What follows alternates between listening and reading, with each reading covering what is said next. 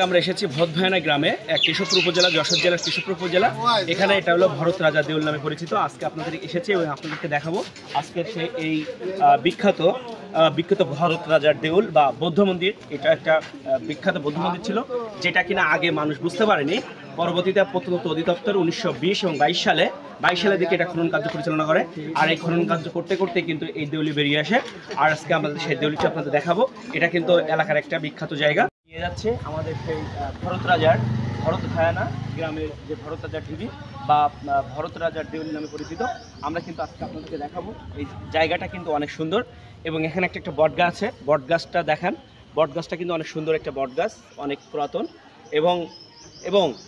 এবং এদিকে আসেন, আমরা দেখাবো যে এটা অনেক বড়। এটা কিন্তু অনেক 12 মিটারের মতো উঁচু 12 মিটার থেকে আরও বেশি উঁচু অনেকটা উঁচু ভরতভায়না। আজকে আপনাদেরকে দেখাবো। এই ভরতভায়না কিন্তু অনেক বড় উঁচু।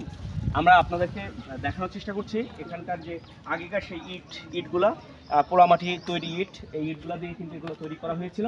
কিন্তু যেহেতু এটা অনেক উঁচু জায়গায় অনেক ঢিবির উপর তৈরি করা হয়েছিল, সেই ঢিবিটা আপনাদের দেখাচ্ছি। আমরা সেই উপরে উঠবো এবং আপনাদেরকে দেখানোর চেষ্টা করব। সবাই দেখবেন, আসবেন এই জায়গাটা, এবং অনেক সুন্দর নিরিবিলি একটা পরিবেশ। না দেখলে বুঝতে পারবেন আসলে জিনিসটা, আমাদের ঐতিহ্য, আমাদের প্রাকৃতিকগুলো এত সুন্দর।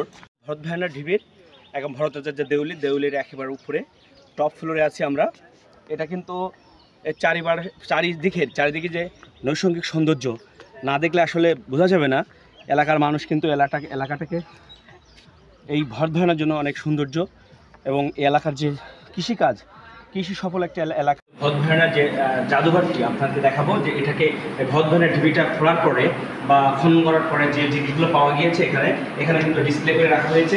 আমরা দেখতে পাচ্ছেন বিভিন্ন ধরনের পোড়ামাটির জিনিস, এবং এখানে কিন্তু অনেকগুলো যে মাটির খোপগুলো কিন্তু এখানে রাখা হয়েছে, যেগুলো আমরা খনন কার্য পরিচালনা করার সময় এই জিনিসগুলো কিন্তু বিভিন্নভাবে ভগ্নাবশেষ বা যেগুলো ছিল সেগুলো কিন্তু এখানে ডিসপ্লে করা হয়েছে মানুষের বোঝানোর সাথে। সো এখানে অনেকগুলো আমরা দেখতে পাচ্ছি পোড়ামাটির জিনিস, এগুলো কিন্তু সুন্দরভাবে এখানে ডিসপ্লে করা হয়েছে।